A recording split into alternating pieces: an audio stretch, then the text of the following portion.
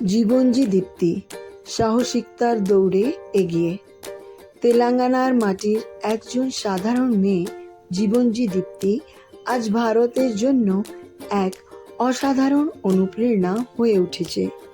মানসিক অক্ষমতার মতো চ্যালেঞ্জ সত্ত্বে যে সাহস, শৃঙ্খলা ও কঠোর পরিশ্রমে তিনি অ্যাথলেটিক্সের বিশ্বে নাম কুড়িয়েছেন তা কোনো উদাহরণের চেয়ে কম নয়।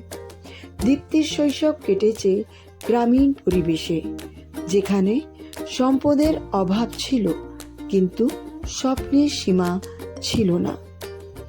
খেলাধুলার প্রতি তার আগ্রহ প্রস্ফুটিত হয় যখন স্কুলে তার ক্রীড়া শিক্ষক তার গতি এবং লড়াইয়ের মনোভাবকে চিনতে পেরেছিলেন।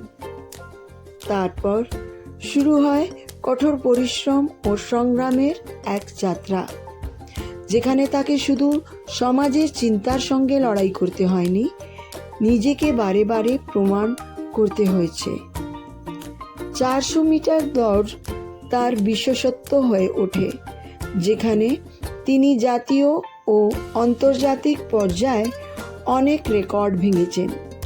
তিনি শুধু এশিয়া প্যারা গেমসে স্বর্ণপদকেই জিতেননি, বিশ্বমঞ্চে ভারতকে গর্বিত করেছেন। তার বিস্ময়কর কৃতিত্বের পরিপ্রেক্ষিতে তাকে 2024 সালে অর্জুন পুরস্কারে সম্মানিত করা হয়েছিল। জীবনজি দীপ্তির গল্প প্রমাণ যে ইচ্ছাশক্তি প্রবল হলে শারীরিক বা মানসিক কোনো বাধাই জীবনের দৌড়কে আটকে রাখতে পারে না।